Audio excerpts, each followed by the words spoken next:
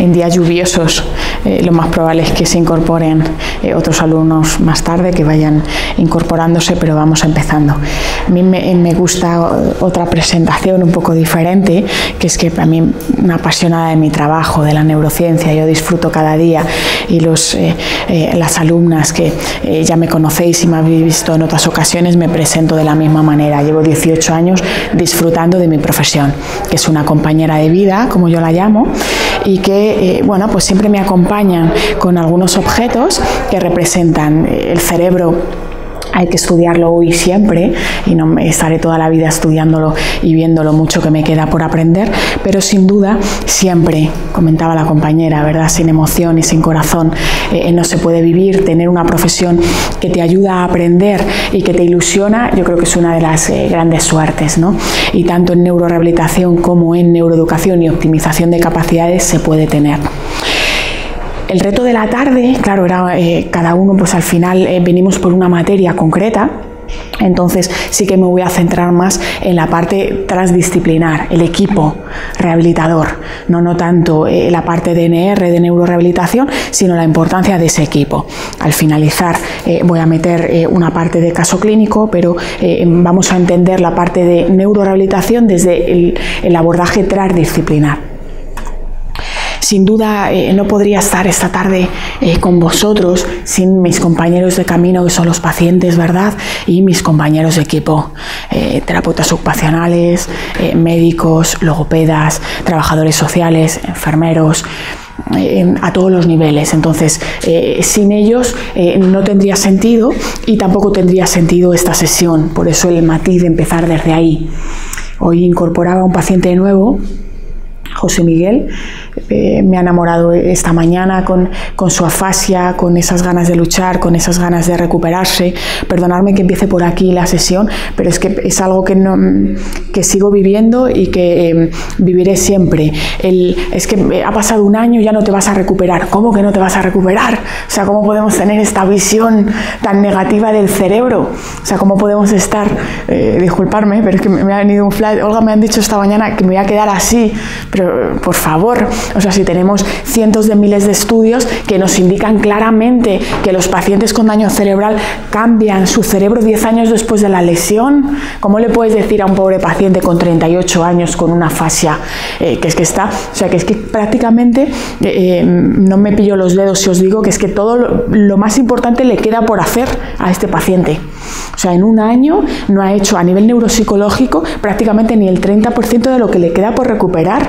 Por tanto, bueno, perdonadme este matiz, pero es que es importantísimo para mí hacer un matiz, que es que en neurorehabilitación una de las claves es la plasticidad funcional, ¿vale? Evidentemente, cuando tenemos una lesión cerebral, hay un área necrótica, hay un área evidentemente de mortalidad, ¿verdad?, a nivel cerebral, pero hay otras áreas que pueden salir al rescate de esa zona dañada. Eso que es tan básico y como hemos hablado tantas veces, eso es fundamental, y eso no se consigue en 6 meses, eso no se consigue en un año, eso se consigue con años y con tratamiento transdisciplinar, multidisciplinar, con diferentes áreas. No sirve de nada, ¿no?, cuando nos dicen, no, es que yo tengo, pues como el caso este que os comentaba, o me han dicho que si acaso que haga logopedia. No, es que no solo porque tengas una lesión en el área del lenguaje no consiste en que hagas solo logopedia, sino que necesitas un abordaje transdisciplinar. De hecho, el cerebro, yo siempre digo, se rescata desde las fortalezas, no desde las debilidades. No se rescata un cerebro trabajando todo el rato sobre el déficit. Si yo tengo un peque con una dificultad lingüística de un área concreto, no sirve de nada que trabaje todo el rato. ¿Vale? Tengo que trabajar fortalezas que tiene esa persona para desde ahí que me salgan áreas que tengo en hipoperfusión, se me activen para conseguir vencer áreas que tengo peor. Y evidentemente el cerebro necesita tiempo, señores. La mayoría de las cosas se consiguen con mucho tiempo, y la mayoría de las cosas importantes de nuestro cerebro, de verdad que no es una cuestión de 3 meses, 5 meses, 6 meses, es una cuestión de años, y es una cuestión de introducir todos los profesionales, todos los que pueden intervenir para conseguir optimizar esas áreas tanto motóricas como cognitivas, neurocognitivas. Ahora, señores, el abordaje transdisciplinar no es fácil, no es sencillo, queda muy fácil, ¿no? Decir que trabajar en equipo es importante, no. Al final somos profesionales que llevamos poco tiempo. ¿Cuánto tiempo llevan los terapeutas ocupacionales, los neuropsicólogos, los fisioterapeutas, los médicos, todos? Llevamos poco tiempo, con lo cual de estar hablando de 50, 60 años a nivel de una profesión es muy poco tiempo, con lo cual necesitamos más recorrido vital en nuestro país para que sean profesiones también que esté meridiano, que lo mismo que yo tengo una lesión en una rodilla y me tratan la rodilla toda la vida, tengo una lesión en el cerebro y me tienen que tratar el cerebro toda la vida.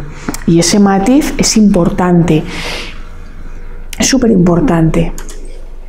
Que hemos avanzado mucho en una parte más específica de neurocirugía. Yo soy una enamorada de la neurocirugía. Dejo cómo ha cambiado, ¿verdad?, en los últimos tiempos la medicina pura de las intervenciones a nivel de neurociencia. Tenemos unas operaciones en tumores finas, ¿no? Lo siguiente, en epilepsia, muy bien. Pero ¿y luego qué? Claro, no hemos salvado mucha gente que probablemente, Jesús, hace unos años fallecían, pero ahora tenemos que trabajar esa parte de rehabilitación al mismo nivel.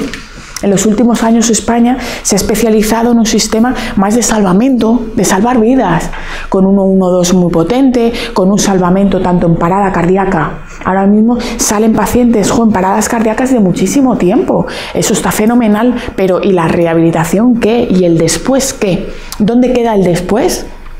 ¿No? ¿Cuántos peques nacen con dificultades? Y cada vez nacen con más dificultades porque se salvan. Pero es que se va a quedar así, no, hombre, ¿no?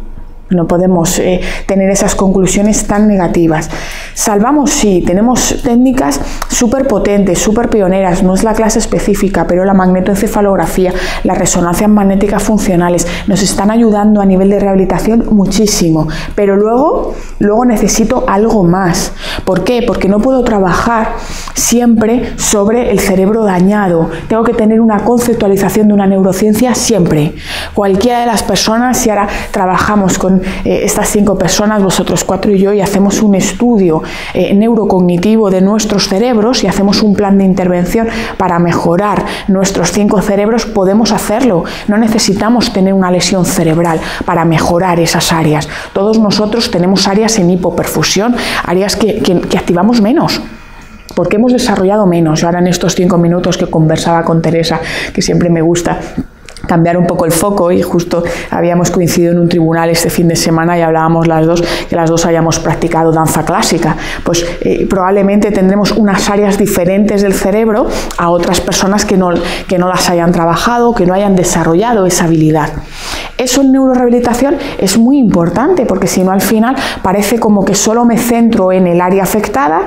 Si yo tengo un brazo, ¿no?, con una situación en la que no puedo hacer una pinza, trabajo, no consiste en trabajar eso sobre el déficit, sino también otras habilidades y sobre todo partes del paciente que no se hayan desarrollado tanto y se puedan desarrollar ahora. Ojalá en el camino de la neurorehabilitación no tengamos que estar aquí para empezar a trabajarla. No debo de trabajar solo el cerebro malito, tengo que trabajar antes. Tengo que ser capaz de ver que la parte principal de optimización de capacidades está antes de la lesión y durante toda la vida. Y perdonadme que sea muy rígida y muy dura con este matiz, no vale en neurorehabilitación solo una materia. Es que yo trabajo en neurorehabilitación y trabajo desde la fisioterapia. Me da igual que sea desde la fisioterapia o desde la neuropsicología. No hay una materia que salva el cerebro, hace falta el equipo. No es que yo con el fisioterapeuta trabajo de todo, no, pero ni con el fisioterapeuta, ni con el psicólogo, ni con el médico, no. Tiene que ser cada uno una parte para intervenir en el todo, y sobre todo trabajamos de una manera integral, siempre de una manera integral. Hay 2 grandes corrientes que pongo con esta imagen, que me gusta muchísimo, que representan la neurorehabilitación internacional. 2 grandes corrientes, una más tecnológica, ¿vale?, que he lanzado con ese cerebro futurista, que tiene que ver con la tecnología, que tiene que ver con la realidad virtual, que tiene que ver con la robótica, que tiene que ver con toda la parte tecnológica, que probablemente el país más desarrollado que lidera ese lado del mundo es Estados Unidos, ¿vale? Y también Israel tiene una corriente potente de neurorehabilitación más tecnológica. Inglaterra también tiene una parte también muy interesante en esa línea. Y luego hay una corriente de neurorehabilitación que parte de Oceanía, cuyo país principal que más trabaja esta corriente es Australia, y toda la parte de norte de Europa, que es una corriente más holística y más centrada en la persona, más humanista. No quiere decir, Olga, no, en los centros de rehabilitación de Sydney evidentemente se trabajan las dos corrientes, pero es verdad que hay unos países que tienen una tendencia más hacia una dirección o una tendencia más a otra. O si vas a un centro de neurorehabilitación en Finlandia, tienen una corriente humanista, aunque introduzca la parte tecnológica, pero es verdad que hay algunos países que se han especializado más en un lado o en otro. De hecho, si vais a congresos internacionales, cosa que es muy interesante, sí que es verdad que según quien dirija esos congresos, todas las ponencias van a ser un lado más tecnológico o un lado más general o desde una parte más personal. Probablemente nosotros en España tenemos parte de las dos. Es verdad que la parte tecnológica en España ha llegado, sí, no ha llegado de una manera tan puntera como podemos tener a nivel exterior, pero es verdad que ha llegado lo suficiente como para incorporarla en los centros de neurorehabilitación. En todos tenemos parte tecnológica, aunque a lo mejor no tengamos de todo. Si yo os hablo de la Locomat o os hablo de un robot de miembro superior o del exoesqueleto, os suena. De hecho, porque en algunos casos el Instituto de Parapléjicos de Toledo son pioneros en esa materia y tienden a sacarlo en los medios de comunicación, con lo cual es algo que hace 5 o 10 años prácticamente no estaba en nuestro país y ya estamos ahí, cosa que es muy positiva. Ahora, a mí me preguntáis a nivel personal, tecnología sin parte humana, me retiro, o sea, yo directamente me retiro del partido. O sea, de hecho, los pacientes al final, si te llama la atención tener un robot, te llama la atención tener una Locomat, pero pasan los días y lo que tú quieres es tener un terapeuta con quien tengas una afinidad personal, con quien tengas ese lado de decir, jo, ¿cuál es la clave de la neurorehabilitación? Como veremos luego, el continuo terapéutico. Para tener el continuo terapéutico tienes que tener la ilusión de cada día trabajar, trabajar, trabajar, trabajar. Hablaba con José Minel esta mañana. La clave de tu afasia no es las veces que vayas al logopeda a la semana, es trabajar 2 horas diarias haciendo esto y esto y esto y esto y esto. Y eso no es fácil, ¿eh? Porque si en el día gris a nosotros nos cuesta ir a una sesión clínica, o cualquier situación que nos haya costado en el día de hoy. ¿Cuántas veces hemos dicho, voy o no voy? ¿Qué rollo? No sé si me va a gustar esta sesión. Pues imaginaros si yo tengo una dificultad que no puedo hablar, o tengo un brazo que tengo un dolor todos los días cada vez que me levanto en el lado pléjico. Entonces, esa constancia, a mí, en ocasiones, esas píldoras llamativas me las da la tecnología, pero la mayoría de los casos me los da la parte humana, la parte de centrar en la persona, de llegar al corazón. No todo neuro vale. Ahora mismo hay una corriente súper potente de que parece que le pongo a cualquier palabra el prefijo neuro y ya triunfa.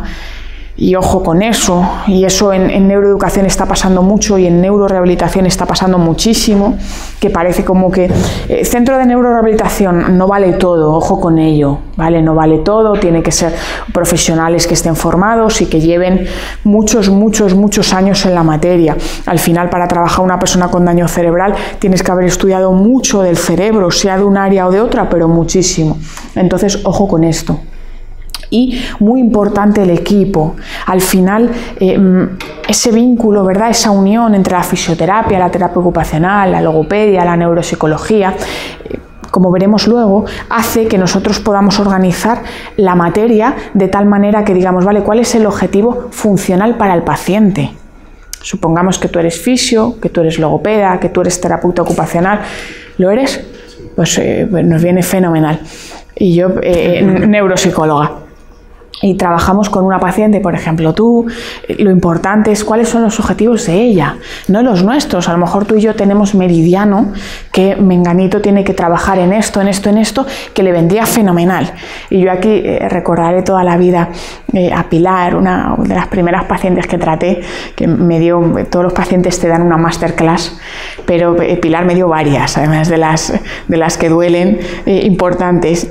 Pues Pilar había tenido, ella es economista, había tenido un accidente cerebrovascular con 23 años en Alemania, ¿vale? Una chica súper portentosa, súper inteligente, con las mejores notas, en marcha a Alemania, estaba trabajando allí en una empresa potente, le da la lesión cerebral, empezamos a trabajar juntas y cada vez decía, pues 23 años, toda la vida por delante, Pilar, qué interesante, ¿no? Que pudieras hacer la cama, que hicieras las cosas de la casa, ¿no? Que hicieras...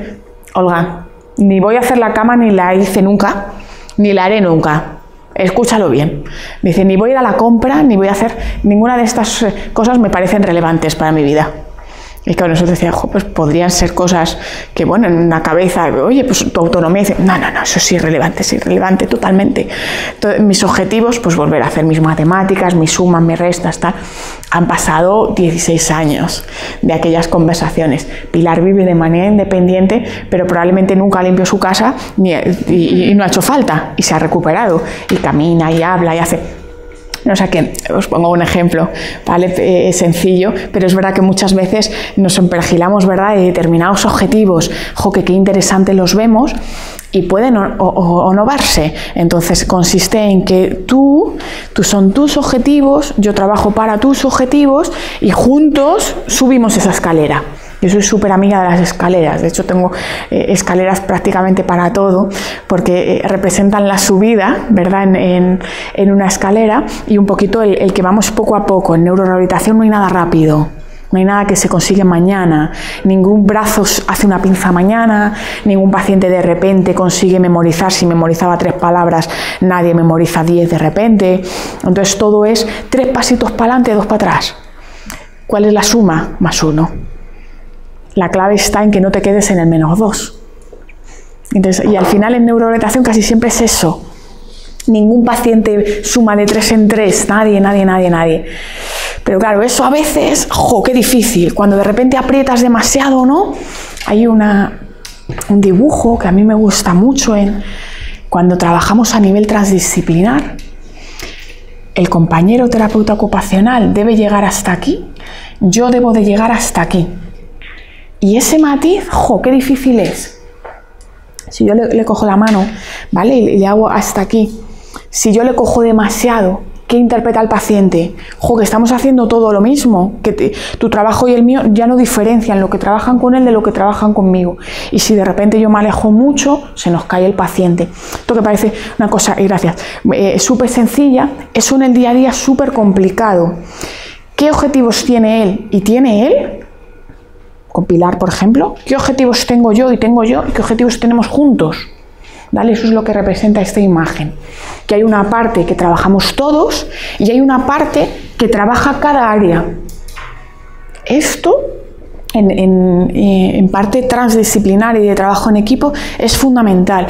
Cuando de repente todos estamos demasiado metidos, el paciente no sabe al final qué trabaja.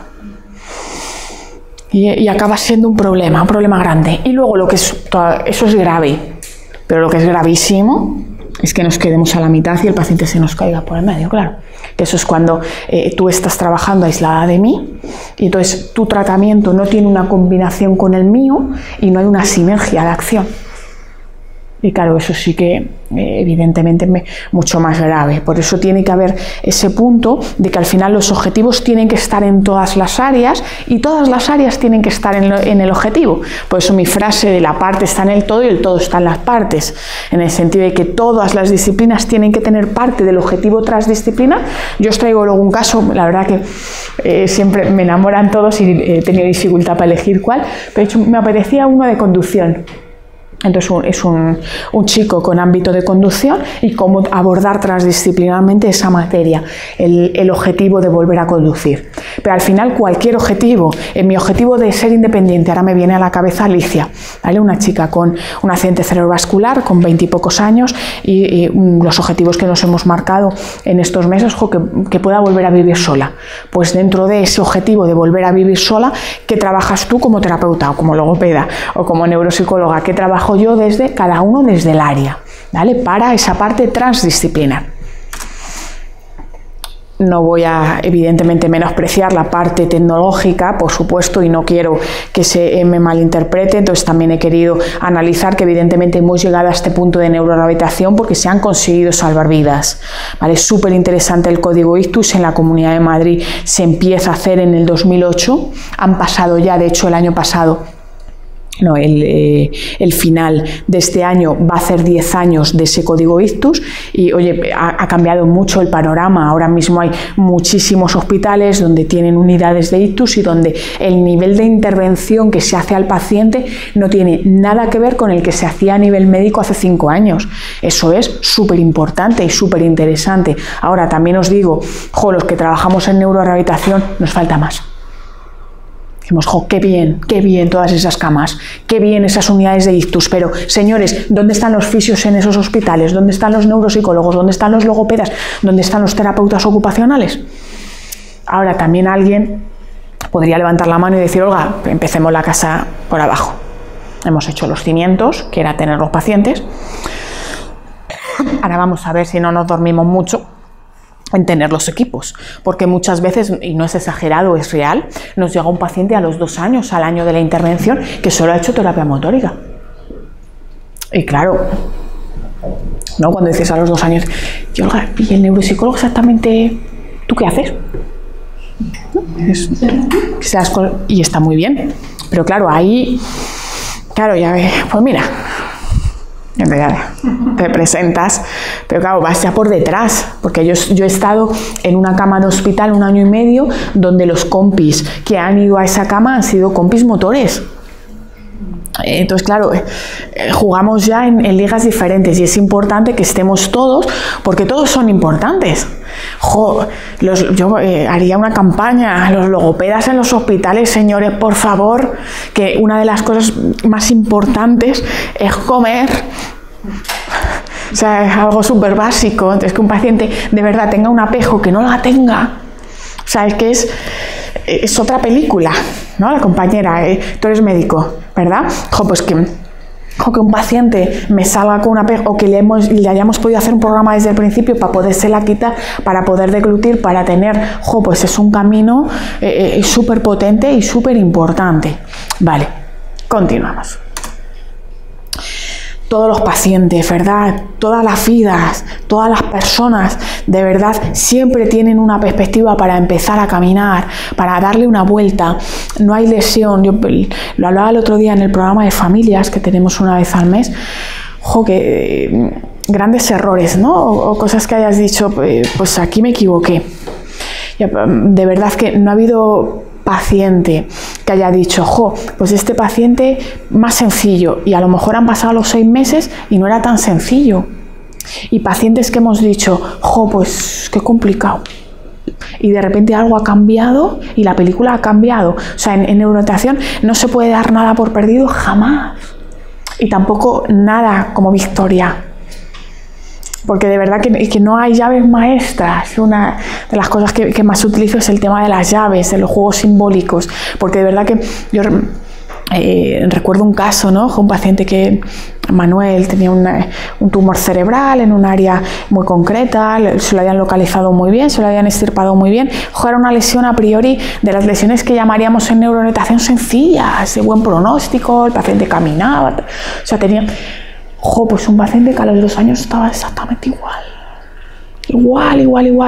Había tenido una depresión previa a la lesión cerebral, una depresión que se nos enquistó ahí con un problema emocional muy complicado y así, O sea y a priori nos lanzan ese caso tal.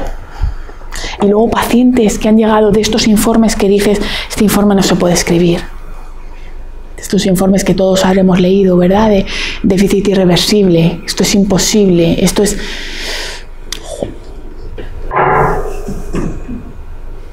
Entonces yo de verdad, que No. Aquí lo único que sabemos es que tenemos determinadas variables, determinados compañeros, pues eso, lo veremos luego, determinados enemigos, las emociones las tenemos que controlar bien. El paciente que no me hace un continuo por motivación, lo tengo que controlar bien. Hay determinadas cosas que sé que son piedras en el camino, casi siempre.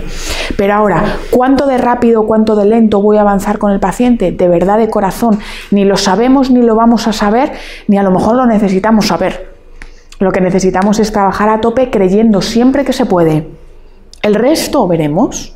Y luego habrá momentos donde a lo mejor de repente, pues tiremos el programa a la basura. Que muchas veces, no, y por aquí, y otra vez por aquí, y otra vez vamos a darle una vuelta, ¿no? Vamos a decir, oye, me gusta lo del cubo, vamos a darle la vuelta al cubo y a decir, a ver si por aquí me cambia un poco de perspectiva esta situación. No es fácil. La neurorehabilitación no es de un día para otro, no es una situación donde una mano cambie, donde un habla cambie, donde tienen que ser objetivos pequeños, hay que aprender a mirar las cosas pequeñas. Aquí no va a haber fuegos artificiales, no los va a haber, no los esperemos. Pero es que al final la clave está, es que de repente subí la montaña. ¿No? Me encontré arriba y no sé ni cómo subí, ni cómo la subí, pero eso lo hace más maravilloso.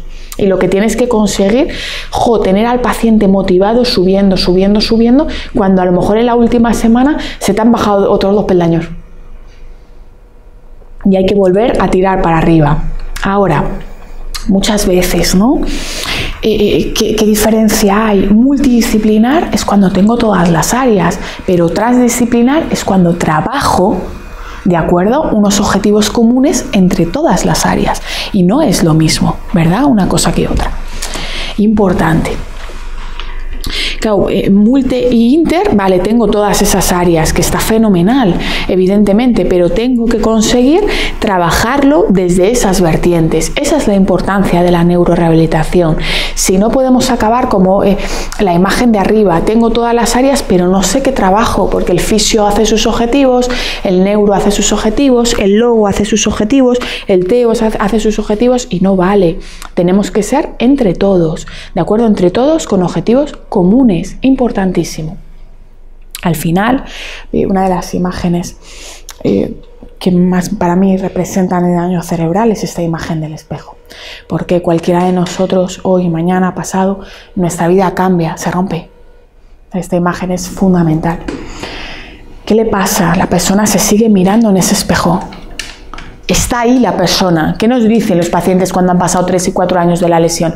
¿Qué es lo que más les molesta? Olga, que me traten como que no me entero, como que soy tonto, como que entenderme las expresiones, ¿vale? El paciente está ahí y su vida está ahí, lo que pasa es que está detrás de ese espejo. Ahí están sus expectativas vitales. No es lo mismo, perdonadme el matiz, una persona que ha tenido una lesión cerebral de nacimiento y se está creando, ¿verdad? Está una persona con una parálisis cerebral, ahora pienso por ejemplo en Pedro, chico fantástico, crea su espejo, ¿vale? Aprende a su manera, a caminar como él puede, con la parte de su silla, a hablar a su manera. Y otra cosa es pacientes con daño cerebral, que como cualquiera de nosotros, que un día un ictus, que un tumor, un accidente de tráfico, cambia así, ¡zas! Y es como un sable que hace clac, y como yo ahora cojo un espejo, lo parto aquí en medio de ISEP, en algún momento lo quiero hacer, que eso no me quedaré yo con las ganas, ¿sí? Me miro. No, eso son leyendas urbanas. Y ahí me miro, ¿y está Olga? Sí, está Olga. Por eso el paciente no se va, el paciente tiene sus retrovisores vitales. El paciente dice, cuando te dicen, yo era abogado, yo era... No, cada uno en su disciplina. José Miguel esta mañana, a su manera, con la B, y el hombre me señalaba el cerebro, era un ámbito... No, tú, José, tú, cuéntamelo tú. Digo, es de mi ámbito, ¿vale? Dame pistas de mi ámbito, con una B, biólogo. Vale, que la ciencia, que a él siempre le ha gustado mucho la ciencia y el ámbito. Su manera, ¿no? Dentro de su línea de vida, súper importante. Y ese espejo no se nos puede ir nunca, porque el día que tienes delante de ti y te dicen, es que un paciente que no tiene ninguna movilidad, a lo mejor en miembro superior, dice, quiero conducir, quiero casarme, quiero recuperar, quiero tener una pareja, Ese día tú puedes decir, ¿pero dónde vamos? O puedes acordarte del espejo y decir, me pide lo mismo que pediría yo en su circunstancia, que pediríamos cualquiera, una situación vital, porque los retrovisores vitales no se pierden. Y la neurorehabilitación no es un superglue, porque un superglue es el mismo espejo pero pegado, por tanto distorsionado. La neurorehabilitación tiene que ser conseguir un espejo nuevo. Y un espejo nuevo es un espejo de ilusiones nuevas, de objetivos nuevos, de una vida nueva. Y la vida nueva no es un superglue. Y ese camino, qué interesante. En un guiño, evidentemente, podría haber puesto varios. He elegido a Jill Taylor, una neuroanatomista americana que me encanta, que seguro que conocéis, que ha escrito un libro precioso, que indudable lectura si os gusta el ámbito de la neurorehabilitación, que es Un ataque de lucidez. Ella es neuroanatomista y neurocirujana, y entonces sufre un ictus y narra cómo le está dando, porque ya sabe exactamente en la zona del cerebro que le está dando la lesión. Y entonces una de las frases que hace, ¿no?, y que escribe en el libro, y le rogué a mi reflejo en el espejo, por eso lo del guiño a mi espejo, el punto común, recuerda, por favor, recuerda todo lo que estás experimentando. Esto lo está viviendo ella cuando le está dando el ictus, que este sea un ataque de lucidez ante la desintegración de mi mente cognitiva. Ella nota cómo va perdiendo su lenguaje y sabe el área donde le está dando. Evidentemente os lo he llevado al extremo, ¿vale? En cuanto a esta situación, también es verdad que Jill hace un montón de rehabilitación mantenida en el tiempo, un montón de años, y está fenomenal. Entonces mucha gente cuando se lee el libro me dice, Olga, pero es que Jill está... Si ponéis Jill Taylor en internet, veis un montón de vídeos, porque da conferencias ahora por todo el mundo. Está fenomenal, claro, está fenomenal porque ha hecho una rehabilitación de mucho tiempo. También es verdad, no hay países mágicos. Si a lo mejor nosotros tenemos y decimos, es que en Estados Unidos, si tienes un seguro privado que paga la rehabilitación, haces 12 años de rehabilitación, y si no lo tienes, no tienes nada. Entonces, claro, no voy a entrar evidentemente no es un debate que a mí me toque, pero ni que quiera, no hay países maravillosos. Ojalá tengamos ese continuo terapéutico para todo el mundo, ¿no? Que puedas tener una opción rehabilitadora. Ahora, si con un seguro privado tengo un montón de pacientes de 10 años de evolución y el paciente mejora, entonces la frase no puede ser no merece la pena la rehabilitación, ¿no? Habrá que darle la vuelta en otra dirección. Vale, os he querido poner también a Silvia Bascal, que es una paciente, ¿verdad? Una actriz que ha tenido una lesión cerebral, que ha tenido una recuperación fenomenal y que ha vuelto a su trabajo en su camino. Otras lecturas también, María de Villota, ¿verdad? La profesional de la Fórmula 1, que finalmente por una complicación de su lesión cerebral acabó falleciendo. Han escrito libros biográficos maravillosos vinculantes con las lesiones cerebrales. Y Luis Puigcercús es un paciente con el que tuve el placer de trabajar hace unos años, que hizo también un libro sobre su ictus, y también fenomenal en ese camino. Una reflexión. Vale. ¿Cómo hago ese espejo, no? Esa es un poco de las claves. Queda bien lo de tener un espejo nuevo, pero ¿cómo construyes un espejo? Ese punto de reinventar que tenemos que hacer entre todos es la clave. Al final, cuando nos dicen, no, es que no merece la pena la rehabilitación, porque no te vas a rehabilitar. Es una frase un poco dura, pero a lo mejor puede tener su parte de verdad y su parte de no verdad. Claro, si yo parto en que la rehabilitación es recuperación, si yo pienso que el paciente, cuando le digo, no, paciente, es que no te vas a recuperar, no merece la pena la rehabilitación, en el fondo tampoco le estoy mintiendo. Estoy cogiendo una parte más negativa del lado que yo estoy explicando. Estoy diciendo que esa parte de la lesión ya no va a volver. ¿Es cierto o no es cierto? Es cierto. Ojalá vivamos células madre, ¿no? Y todas estas partes de estudios que están saliendo ahora, yo espero vivirlas. A día de hoy no las tengo. Esa es la realidad. Entonces, es verdad que ahora la rehabilitación es optimización de capacidades, pero no de recuperación. Y crear falsas expectativas en un paciente es peor casi que no tener rehabilitación. Entonces, pues ni una cosa ni otra, ¿verdad? Jamás puedo hacer una falsa expectativa, pero tampoco puedo decir que algo no va a cambiar si va a cambiar. Dentro de ese continuo y dentro de ese cambio, tenemos que ir, ¿verdad? Voy viendo un pelín, parte de tiempo. Vale, ¿cómo hemos ido cambiando? Desde lo cognitivo, con diferentes programas tecnológicos, muchos y muy variados, importantes e interesantes, desde una parte motora, como la realidad virtual, sin entrar demasiado en este ámbito, pero sí la que os comentaba antes, parte de miembro superior, parte más específica de robótica, parte más específica con la locomate, patrón de marcha. Esto es importante, sí. ¿Es único? No. Esto sin el paciente y sin la persona puede ser el caos. El extremo, por ejemplo, los coaches virtuales, ¿no? La parte ya al extremo de esto no. ¿Puede la tecnología sustituir al profesional? Jamás. Jamás. O sea, el día que lleguemos a esto estaremos perdidos, siempre. Jamás la parte de realidad virtual va a sustituir la parte real. Aunque tú me des un supermercado virtual, jamás va a ser como ir de verdad con el paciente a comprar al supermercado. Ahora, ¿qué es un ensayo con el paciente? Te lo compro. ¿Qué es una situación para ensayar prerequisitos con el paciente? Te lo compro.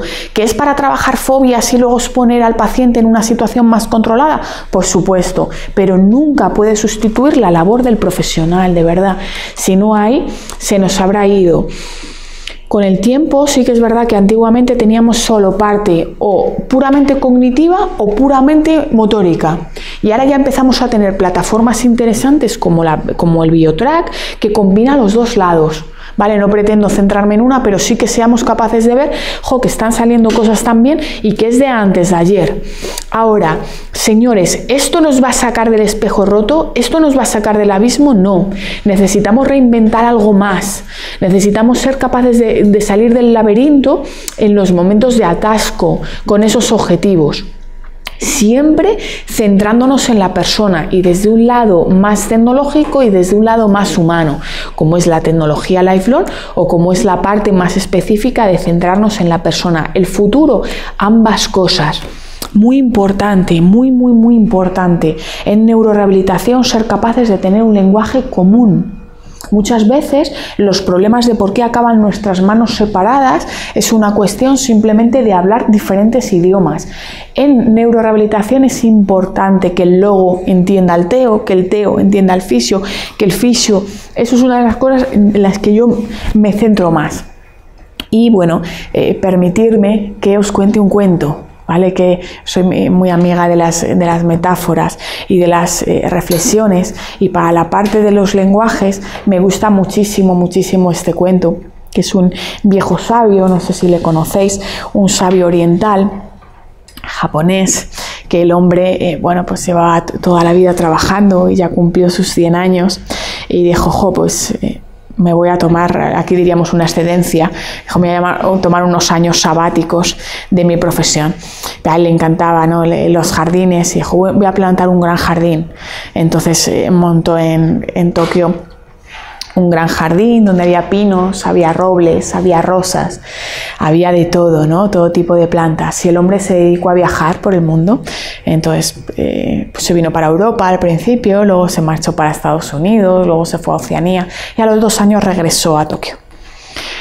Llegó a su jardín y estaba todo oscuro, pues como hoy, ¿no?, como la tarde que nos ha deleitado Madrid en el día de hoy. Oscuro, y entonces fue caminando, ¿no?, por su jardín y estaban todos los árboles muertos, estaba todo muerto. Me decía, ¿cómo? Empezó a llorar, dice, ¿cómo ha podido pasar esto? Entonces se acercó al roble y le dijo, perdona, ¿por qué estás así? Entonces el roble le miró extrañado y le dijo, pues es que no puedo ser tan alto como el pino. Se fue al pino. ¿Por qué está usted así?, le dijo el pino. Dice, porque no soy tan bonito como el rosal. Se acercó al rosal, el rosal dijo, porque no soy tan fuerte como el roble. Así, uno a uno, más de 100 especies que tenía su gran jardín. Ya estaba apesadumbrado, súper triste. Nunca me tenía que haber salido de Tokio, jamás tendría que haberme ido, y de repente se iba a marchar ya y pisó a punto de pisar un cactus que estaba ahí.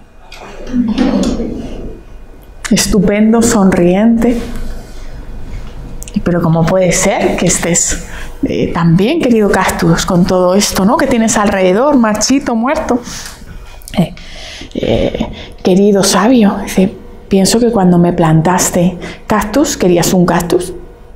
Dice, y yo soy feliz siendo lo que soy.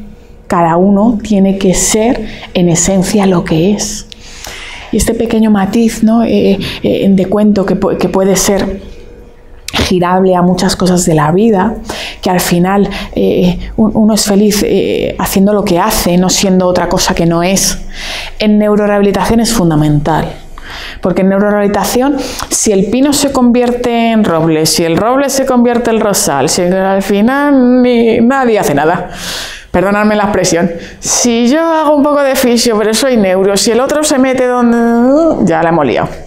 Además que la hemos liado de una manera bastante ostentosa. O sea, no sé si para marchitar, en vez de marchitar el jardín, aquí marchitamos al paciente, que es peor. Aunque evidentemente no quiero que se marchite ningún jardín, pero en la rehabilitación más grave todavía. Entonces, allí donde estén ustedes, tengan en cuenta que casi siempre que hay una dificultad de equipo, casi siempre el problema está en el lenguaje. Y casi siempre la esencia está en volver a ser cactus. Yo soy neuropsicóloga, pues soy neuropsicóloga. Yo soy médico, no. Yo con mi compañera psiquiatra puedo hablar y puedo decir, mira, pues Olga, ¿y qué harías que no sé qué? Y le puedo dar mi opinión con mis años de experiencia, pero yo me quedo donde estoy. Y ella se queda donde está. Y el fisio, cada uno, ¿verdad?, en el matiz. Y muchas veces, a mí me parece básico el trabajo en equipo, me parece maravilloso, pero me parece difícil. No seré yo quien venda, o sea, una cosa que no es cierta. O sea, y creo que una de las cosas claves es entender que somos disciplinas jóvenes y que no hay ninguna disciplina para entendernos maravillosa, que tenga la llave mágica y que nos cubra a todos. Que no, señores, que es así, que el trabajo transdisciplinar es así, que no busquen pirámides, que no hay nadie por encima de nadie, no, trabajamos así, en círculo, y todos así, y para los objetivos del paciente. Y en el momento que de repente se nos gira, ¿no?, uno quiera ser el pino, el roble, el no sé qué, pues casi mejor no vayamos de año sabático. A que nos dé un poquillo el aire y luego volvemos y a lo mejor lo vemos con otra perspectiva. Piensen en el cactus, ¿vale? A mí me ayuda mucho y me reencuentro en él a veces, me reencuentro en el punto de buscar la esencia, buscar, bueno, puesto en nuestro lugar en el mundo, en un guiño, ¿no?, a que evidentemente hay siempre camino. Vale, dentro de ese proceso de neurorehabilitación, sin entrar en muchísimo detalle, pero sí me quiero puntualizar 2-3 matices importantes. Hay muchas variables, ¿verdad?, pero hay varias de las cuales no se habla casi nunca. Casi siempre hablamos, ¿no?, de la integración cerebral, de cuánto está de integrado un cerebro, ¿no?, para salir al rescate. Hablamos muchas veces también del tema de si hombre o mujer, de la edad se habla mucho, ¿no? A veces injustamente, evidentemente es obvio que un niño es más plástico y que un cerebro de un niño es muchísimo más plástico que una persona mayor, pero eso no quiere decir que una persona mayor no se vaya a reinventar, no pueda tener su espejo. O sea, eso, ¿dónde lo pone? Porque es también otra mentira que es importante. Tenemos capacidad para tener plasticidad funcional hasta un instante antes de marcharnos. Y eso es real. Con lo cual, a una personita, porque tenga 80 años, es que usted ya no merece la pena, a ver qué decimos, A ver qué decimos, porque nos podemos equivocar y mucho. No me voy a parar tanto en esto, sino en las 3 últimas. ¿Vale? Súper importante los aspectos transculturales. Al final, ¿a quién ayudamos? A quien conocemos, señores. Ayudamos a quien conocemos, y si viene una persona de un país diferente, de una cultura diferente, lo primero que tengo que hacer es conocer la realidad de esa persona, lo primero, antes que su cerebro. A mí me ayuda más la historia de vida de alguien, mucho más, me ayuda muchísimo más que su historial clínico. Y yo aquí me recordaré siempre un tipo maravilloso, Abdul, que tuve la suerte de compartir existencia y su rehabilitación, pues hace como 10 años, que era un chico que había tenido un accidente cerebrovascular y llevaba en España 6 meses. Ella había tenido pues un ictus en una obra, ¿vale? Que acababa de trabajar, no tenía familia aquí y hablaba solo árabe. Bueno, en este caso no hablaba nada porque había perdido el lenguaje, pero su única lengua era... pues en su caso, cómo nos ayudó que a él le encantaba la cocina. Cómo según se empezó a rehabilitar, empezamos a hacer cosas de cocina árabe, de tal, de cómo su cultura con nuestro mundo se fue fusionando. Al final tienes que entrar en el mundo de la persona que tienes enfrente. ¿Cómo vas a ayudar a alguien a tener un espejo nuevo si no conoces el espejo de antes? Por mucha... esto es una frase que no es nada técnica, ¿vale? Que utilizo yo mucho, que a los neuros nos entró la neura. En el sentido de, es que se nos ha ido un poco. Se nos ha ido la persona estudiando el cerebro. Y el cerebro es maravilloso, pero no se te puede ir la persona solo por estudiar el cerebro, ¿vale? Entonces, ojo con esto. Y luego, me apasiona el tema de la personalidad premórbida, las características de personalidad que tenemos cada uno de nosotros y que eso muchas veces no cambia, nos acompaña a pesar de la lesión. A veces se exacerban, se multiplican, ¿verdad? Pero son esas variables. Y luego, muy importante, el sistema de afrontamiento vital. ¿Qué es eso? Para los no psicólogos de la sala. ¿Cómo afrontamos los duelos? ¿Cómo afrontamos las dificultades? ¿Quién de la sala no ha tenido una ruptura de pareja? ¿Quién de la sala no ha tenido un familiar que ha fallecido? ¿Quién de la sala no ha tenido un sueño roto? El espejo, el daño cerebral, no deja de ser un duelo sobre... Lo que pasa es que es una cosa muy dura, que es sobre una pérdida de mí mismo. Pierdo mi capacidad para hablar, pierdo mi capacidad para moverme, pierdo mi capacidad, pero estoy ahí. Entonces, necesito también ver cómo afrontaste otras situaciones de tu vida en otro momento. Esto ayuda muchísimo, porque si sé cómo pegaste tú a tu manera a tu espejo en otra situación, a lo mejor me ayuda para ayudarte a tener un espejo nuevo. Esto es maravilloso. Dime. ¿Cómo haces tú para saber cómo el pasado de esa persona la persona no puede decir? Gran pregunta. Como casi nunca voy bien de tiempo. Esto no, es maravillosa tu pregunta y como me salto además me has ayudado, porque así salto alguna diapositiva un poquito más avanzado y te contesto avanzando por aquí.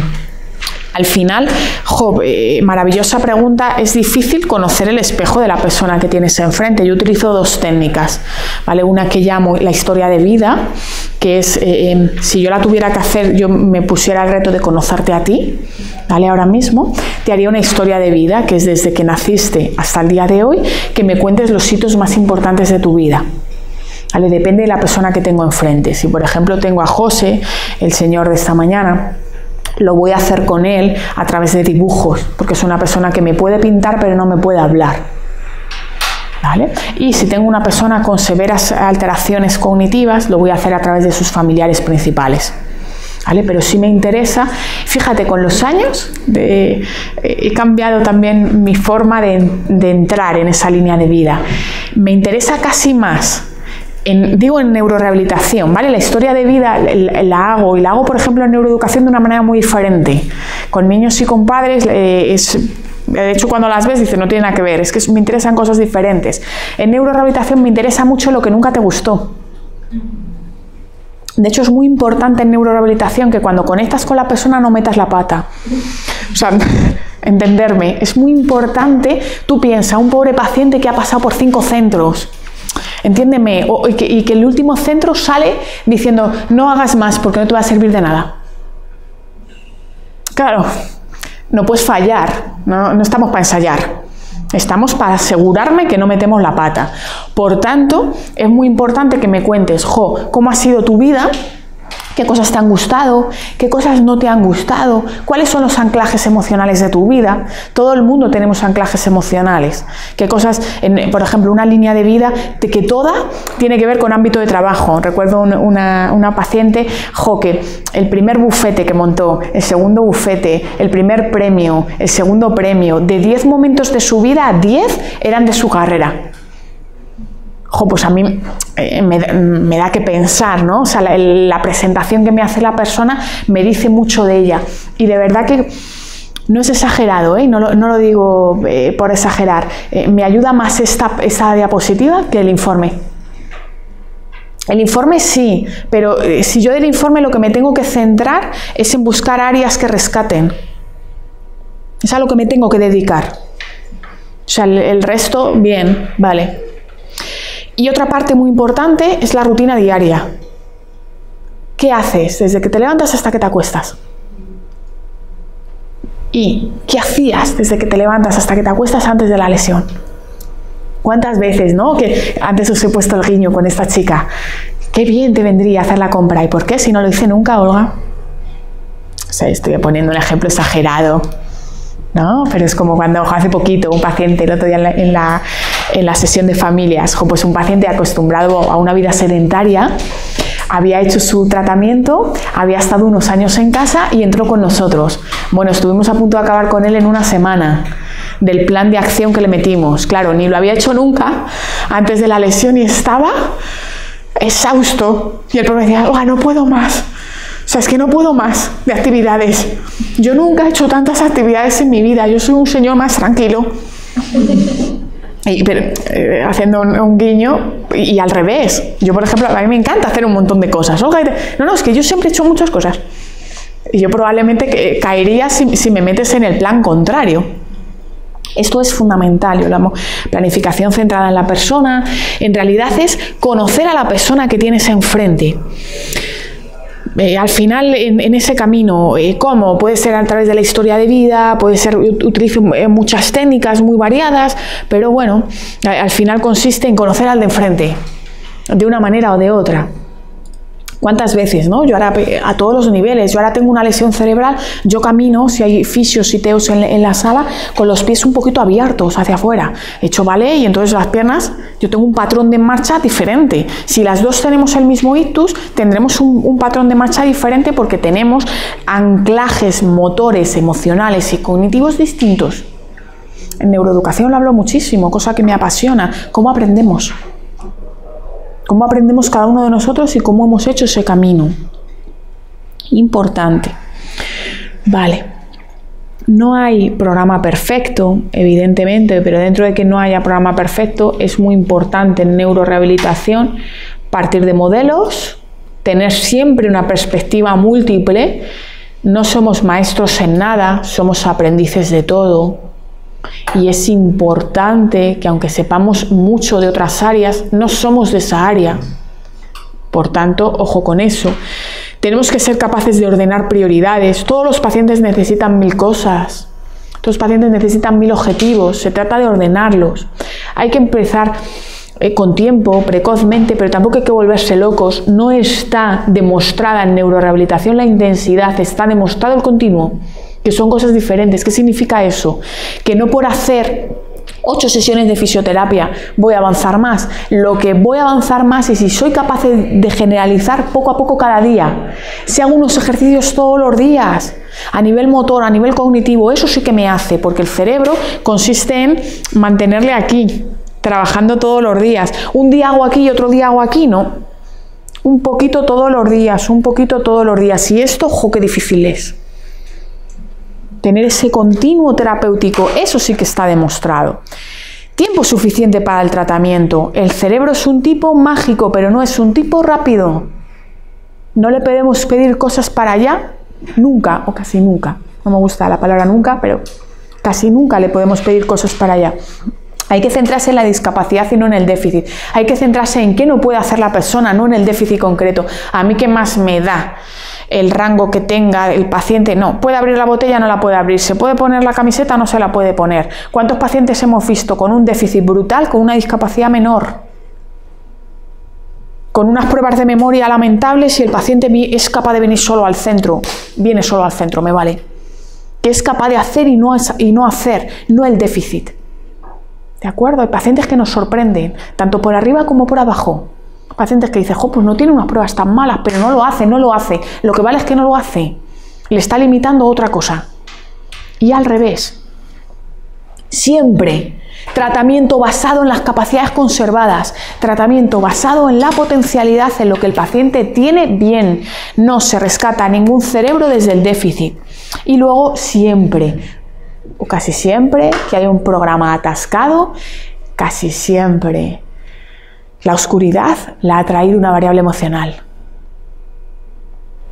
La ha traído una ansiedad mal controlada, la ha traído una depresión, la ha traído algo que se nos ha escapado emocional, casi siempre. O sea, ¿tú crees que la gente cerebrovascular, un componente emocional es, por lo que tú conoces, o sea, puede haber algo físico, pero tiene emociones que es muy importante? Muy importante. Muy importante porque yo siempre digo que a nivel emocional hay dos espejos rotos. Uno, que es el propio espejo, que es el duelo. Cuando yo tengo una lesión cerebral, siempre hay una parte de pérdida. O sea, puede haber una parte cerebral, luego puedo tener un área emocional afectada. Si tengo los ganglios basales, si tengo la amígdala, si tengo áreas del cerebro de las cuales dependen las emociones. Ahí tengo como un extra afectado, pero siempre hay una parte emocional transversal, porque hay una parte de pérdida, hay una parte de duelo, hay una parte de aceptación siempre. Pero yo me estoy refiriendo al pre, no a cuando ya lo tienes. Obviamente tienes que pasar un duelo, estás en una situación, tú puedes hacer lo que puedes y lo que no, y eso hay que aceptarlo y todo eso, pero antes, o sea, puede ser que esto te dé un poco, vamos a decirlo vulgarmente, porque petes, porque realmente te dé un cortocircuito, porque emocionalmente estás mal, una depresión, un choque. Entraríamos en otra cosa, también interesantísima. Pensaba que ibas por otro lado, ibas al previo. ¿Qué me lleva a la lesión cerebral? ¿Vale? Evidentemente a un accidente de tráfico me lleva... Sí, te voy a contestar. Obvio, si es un accidente de tráfico... No, voy a la CV, voy al accidente cerebrovascular. En los accidentes cerebrovasculares están los factores de riesgo, ¿vale? Entonces hay unos factores de riesgo médicos, puramente médicos, que es verdad que cada vez lo sabemos más. De hecho, yo siempre digo que no es lo mismo los pacientes que atendemos ahora que los pacientes que atendíamos hace 20 años. Mucho paciente que llega ahora es un paciente que antes de la lesión no era un paciente sano. ¿Vale? Para entendernos, una persona tiene hoy un accidente de tráfico, al accidente de tráfico llega normalmente aparentemente sano, su vida cambia, ¿vale? Pero una persona con un accidente cerebrovascular con 40 años es una persona que en un estado de salud, el 80% con factores de riesgo. Dentro de esos factores de riesgo, aquí es como, ¿vale? No es una cosa técnica, pero puedes tener más o menos cartas. Hay cartas claves. La hipertensión es una mala carta, el colesterol es una mala carta, la vida sedentaria es una mala carta, estrés sin control es una mala carta, ¿vale? Diabetes es una mala carta. Si tienes las 5, estás jugando mucho. Ahora, Olga, ¿tener mucho estrés te puede dar un ictus? No hay una correlación directa, hay una correlación entre el mal control del estrés, que es un poco diferente, no es lo mismo. Hay personas que tienen un nivel de estrés muy alto, pero tienen un nivel de estrés que han trabajado y que han controlado.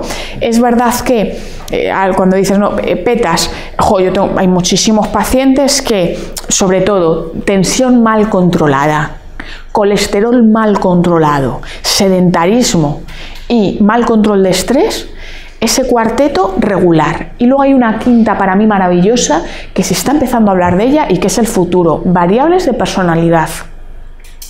Señores, variables de personalidades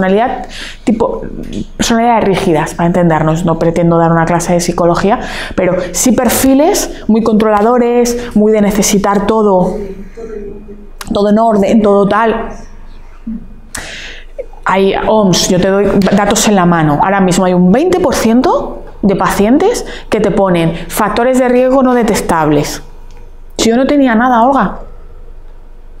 Si yo no tenía colesterol, si yo no tenía diabetes, si yo no tenía... No, yo es que necesito todo.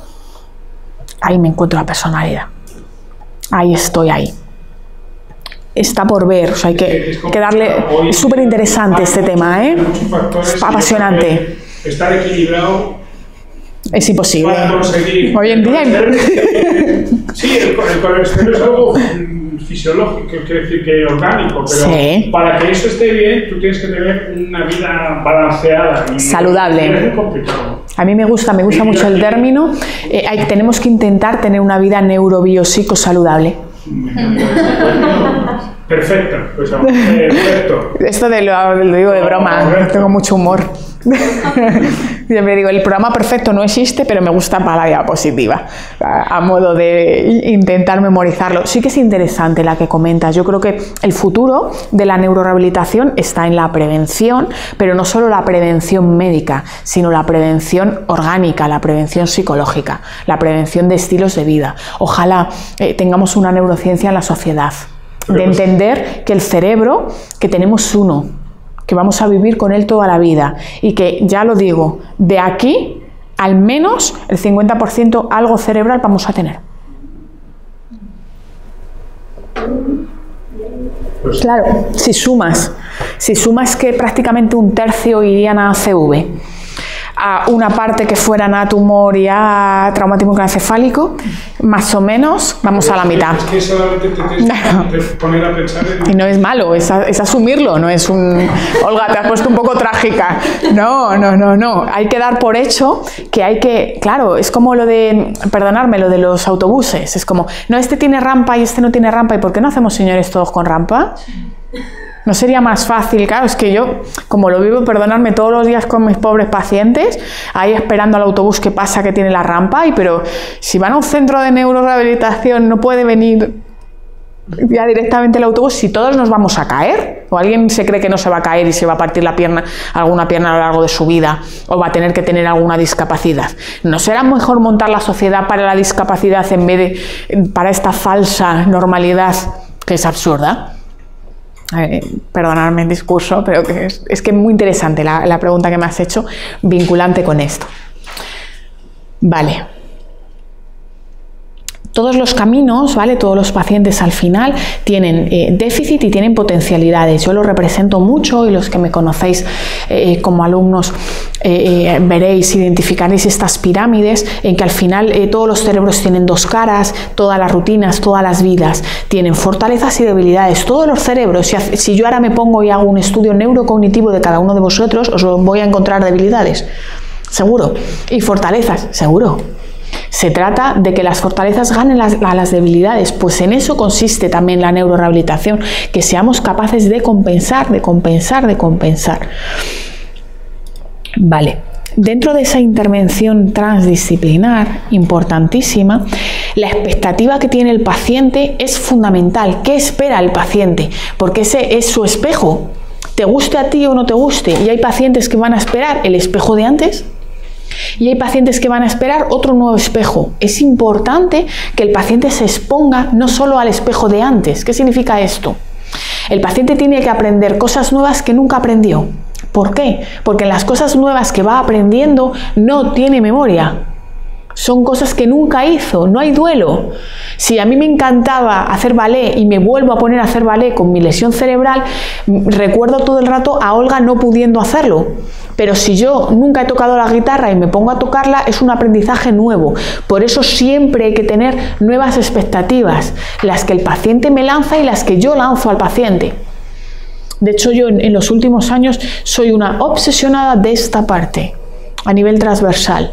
Me obsesiona muchísimo la rutina neurobiopsicosaludable, lo que soy capaz de conseguir que el paciente haga cuando no está en el centro, cuando no está con nosotros, y luego que seamos capaces de aprender cosas nuevas para que activemos otras áreas y para que activemos espejos que no teníamos. Y luego, una importantísima, pongámonos en su lugar, pero no solo vulgarmente dicho de palabra, sino imaginemos cómo es su vida, la vida, cómo sería mi vida con los déficits que tiene el paciente que tengo enfrente. Piénsenlo, muy muy importante. Ese camino de la evolución, de la intervención, es importante. Para mí una de las claves es esta, que es la calidad de vida. Al final, la calidad de vida de cualquier persona sube y baja teniendo en cuenta tres grandes variables importantísimas. La autonomía es la que más merma la calidad de vida. Cuando pierdo mi capacidad para valerme por mí misma, pierdo mucha calidad de vida. El sentimiento de utilidad, sentirme útil, que mi vida merece la pena. Yo hacía que el hombre de esta mañana, biólogo molecular, que no quería mostrarme, yo tengo esta lesión, pero yo he hecho, tengo mi hijo, y la interacción psicosocial, Somos personas sociales. No consiste en meter a la persona en la sociedad, pero tiene que estar, porque si no la persona se siente aislada. Importante esta pirámide. Esta pirámide tiene que estar en todos los programas de neurorehabilitación. Y un guiño al cerebro, he sacado en cada una, ¿no?, los profesionales básicos que tienen que estar en neurorehabilitación. El fisioterapeuta, por supuesto. El neuropsicólogo, por supuesto. Los técnicos de inserción, por supuesto, tanto sociales como laborales. Los terapeutas ocupacionales, el trabajador social, la enfermería, la logopedia, los auxiliares, todos. Ese equipo, ¿quién es más importante? Todos igual. Para cada uno pesan unos déficits. Esto yo pongo siempre el mismo chascarrillo, ¿no? Una compañera neuropsicóloga del centro que es más tímida, y en un guiño, ¿no? Pues no es lo mismo si las dos perdemos el lenguaje, ¿quién va a sufrir más? Pues cada uno, ¿no? Y a lo mejor hay otra persona. A mí me gusta mucho con alumnos y eso, y en algunas sesiones lo hago, la simulación de los daños cerebrales y la simulación de la discapacidad, y os invito a hacerlo. Yo recuerdo cuando me lo hice a mí misma, y me hice a mí misma pasar las diferentes discapacidades cada día, ¿no? Un día en silla de ruedas, un día sin un brazo, un día sin oír, un día sin ver. Pues yo reconozco que lo pasé excesivamente mal el día de no ver. O sea, no me la esperaba. Hubo cierta discapacidad que la solventé de una manera, yo creo que de tanto que lo escuchan mis pacientes, pues daba por hecho que no iba a haber rampa. O sea, las cosas que me pasaron con la silla de ruedas las di por hecho.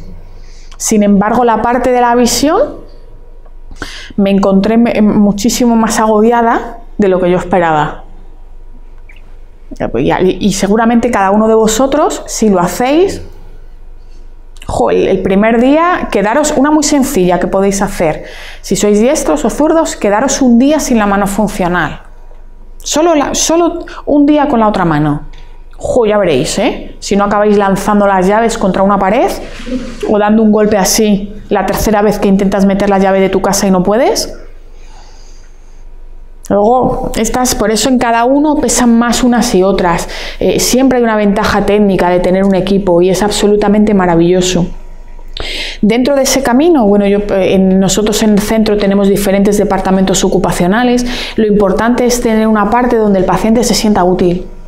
Da igual unos departamentos u otros, lo que tienes que conseguir es que el paciente, aparte de hacer la rehabilitación, tenga una parte de utilidad potente e importante, importantísima.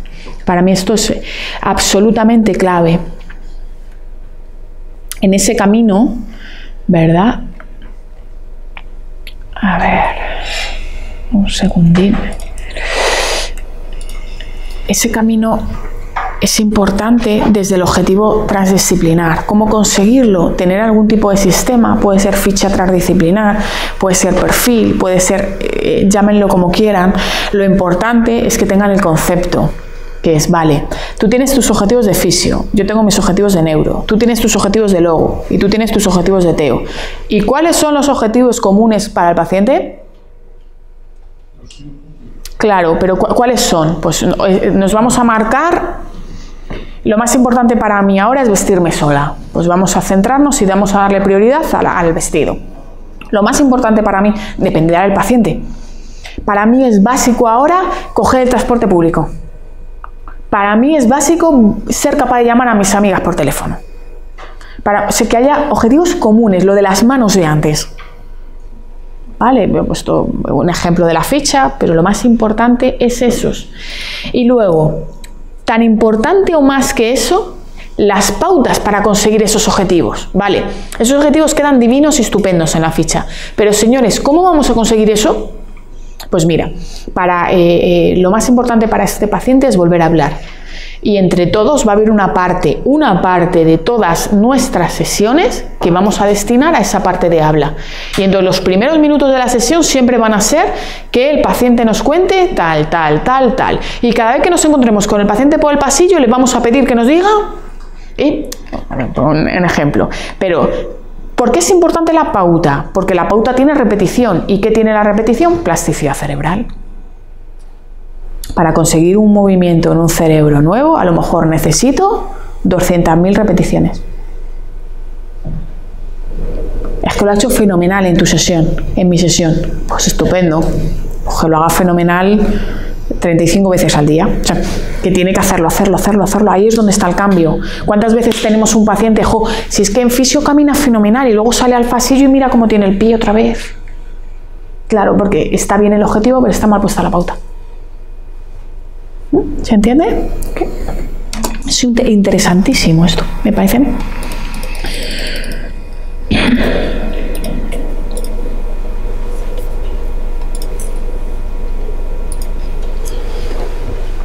Nunca hay que olvidar que cuando nosotros, lo mismo que soñamos en color, soñamos en movimiento.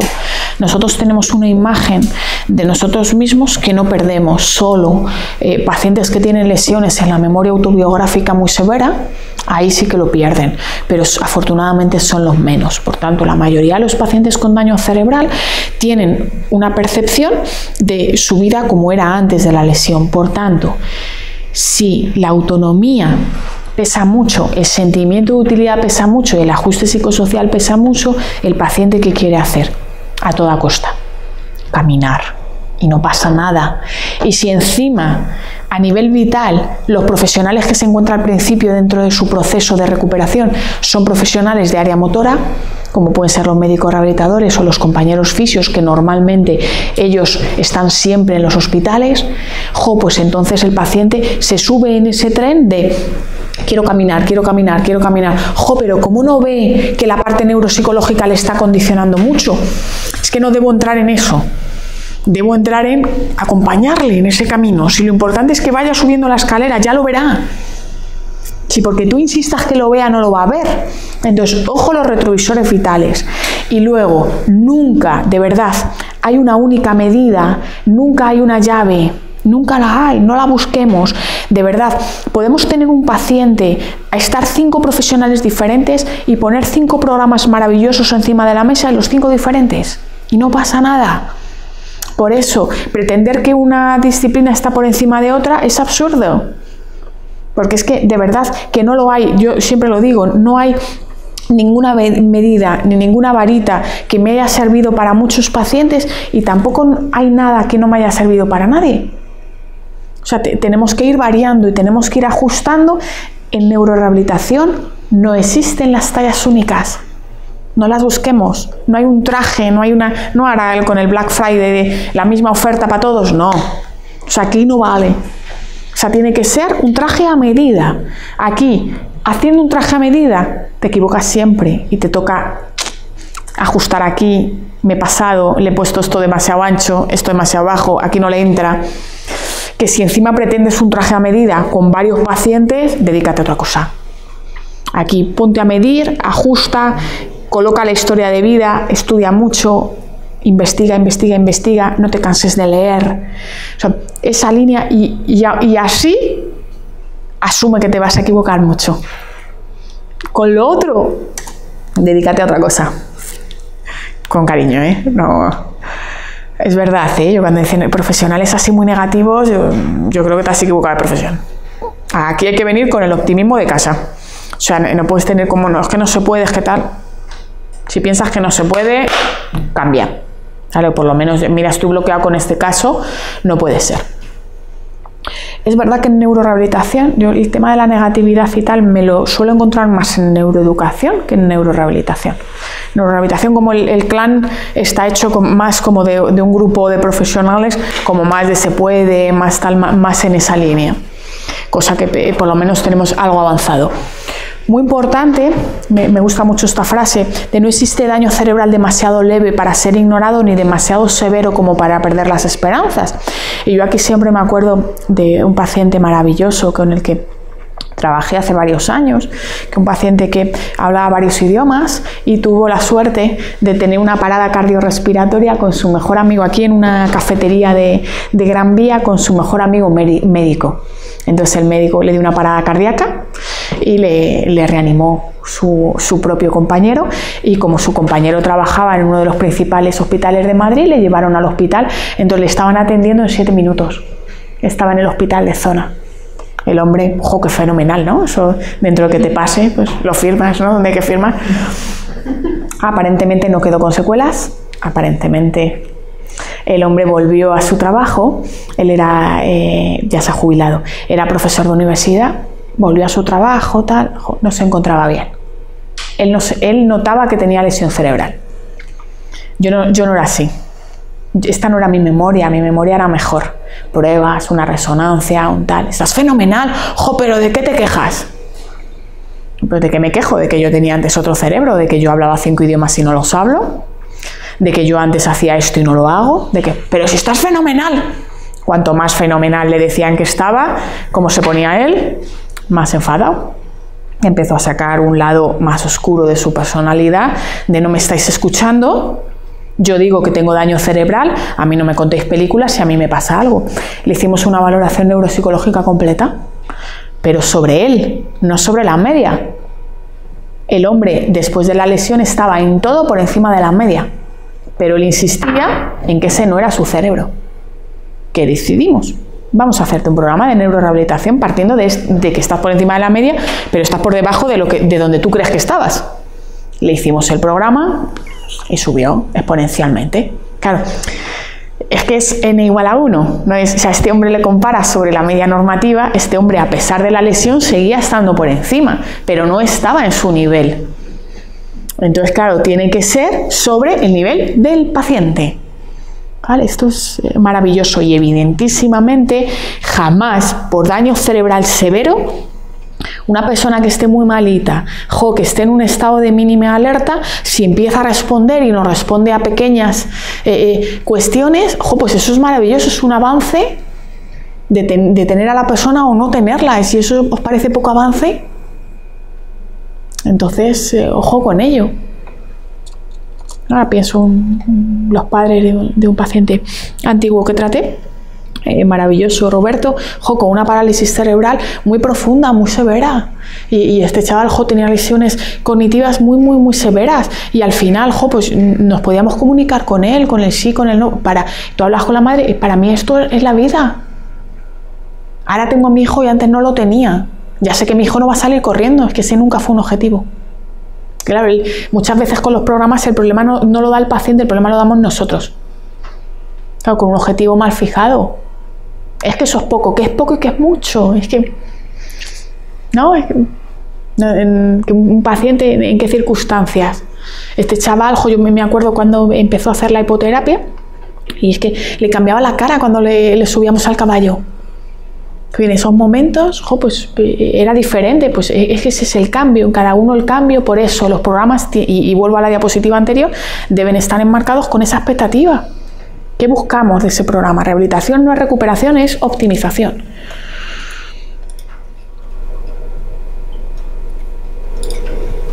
Y yo decía, pues tenía la duda, ¿no? Digo, ¿con qué cierro?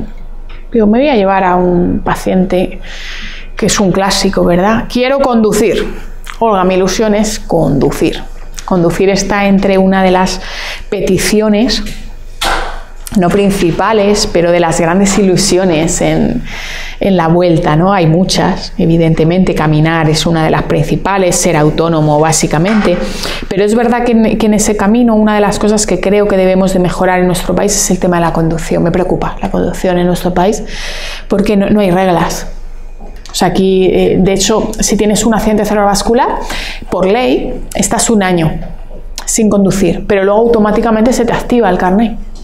Con lo cual, imagínate, un paciente con una negligencia, no os voy a poner nerviosos, no pretendo que salgáis de esta sesión clínica en estado de shock de madre mía, pero es verdad. Aquí, por ejemplo, tenemos un psicotécnico, no voy a entrar en él, pero es un psicotécnico que no filtra déficits cognitivos. Entonces, claro, la bolita esta de ya y el que no percibe esta parte. Yo tuve un paciente que tenía una negligencia, pero de aquí para allá nada, o sea, ni retrovisor, ni... He pasado el psicotécnico fenomenal. Sudando. Bueno, fenomenal, según para quién, ¿no? Para la sociedad, fenomenal no. Sí que es importante que esto lo corrijamos, pero más allá de eso os traigo un caso, ¿vale? Para combinar y para cerrar la sesión vinculante. Sí quería traeros como esa parte de, es importante el equipo y es importante los objetivos del paciente, que tenemos que ir todos a una. Cierro y hacemos algunas preguntitas finales si os parece. Sí que es verdad que en muchas ocasiones el paciente... la propia ley está mal puesta, entonces no recibe información el pobre paciente de si puede o no puede conducir. Entonces uno que muchas veces, no es que el paciente debería, pues que al paciente no le han dado información. Al paciente le han dicho que el carnet lo tenía renovado. Entonces el paciente tiene anosognosia, falta de conciencia de enfermedad, y al paciente no se le ha dicho las posibilidades y las capacidades que tiene para conducir, el paciente ¿qué piensa? Que puede. Claro, y si encima gira la cabeza en un semáforo y ve a un señor de casi 100 años conduciendo, pues, o sea que lo que es el entorno social es que aquí conduce todo el mundo. Vale, por ejemplo, en el norte de Europa, cuando tú cumples 65 años, se te pasa un psicotécnico especial. A lo mejor no estaría de más... y si tienes un daño cerebral, se te pasa un psicotécnico especial, un básico, un TMT, 4 cositas, pero para ver si tu velocidad de procesamiento estás ahí... No es que no es la clase, no me voy a parar tanto, pero es que esto me apasiona. Voy ahora por ti. Sí, es que quiero hacer un comentario sobre eso. Vale. Enorme problema con los pacientes anosognósicos, ¿no? Creo que puedo, claro. Vale, sí que es verdad que si has tenido un ictus, paras un año y luego al año, y en muchos casos, pues la hemiplegia, las alteraciones del campo visual, la mala orientación, bueno, no entro en valorar justo los déficits, pero evidentemente déficits que me imposibilitan y que hay un riesgo real, señores. Hay estudios que pacientes con daño cerebral que vuelven a conducir tienen más probabilidades de repetir el accidente, obviamente. O sea, que no es una cosa que digamos, sino una cosa real. Vale, dentro de qué es eso, es una actividad muy compleja y es una actividad que necesita una adaptación del vehículo, pero lo mismo que hemos conseguido en los últimos años, y me quedo con una visión positiva, hacer una adaptación del vehículo maravillosa, hagamos una adaptación cognitiva. A lo mejor el paciente puede conducir, pero no de noche. A lo mejor el paciente puede conducir, pero no a más de 80. A lo mejor el paciente puede conducir, pero con este tratamiento previo.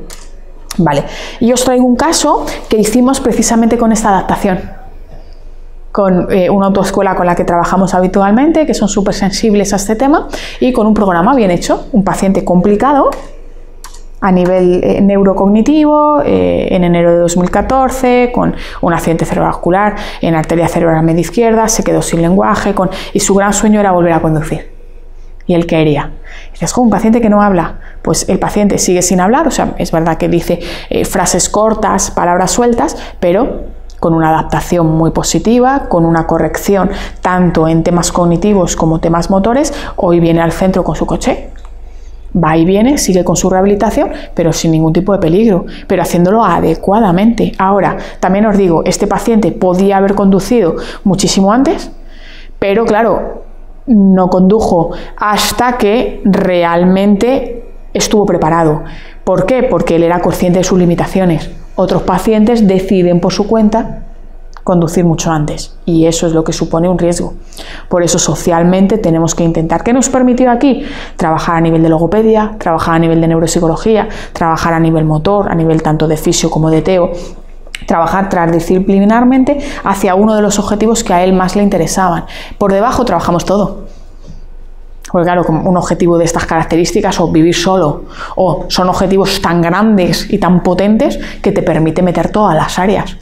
Y de una manera donde el paciente está ahí, motivado, y vas avanzando en unas áreas más deprisa, en unas áreas más despacio.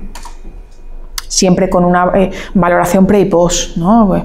Os metía el resumen de cómo había ido su capacidad neurocognitiva previa y su capacidad neurocognitiva posterior. Súper interesante, tienen que estar medidos.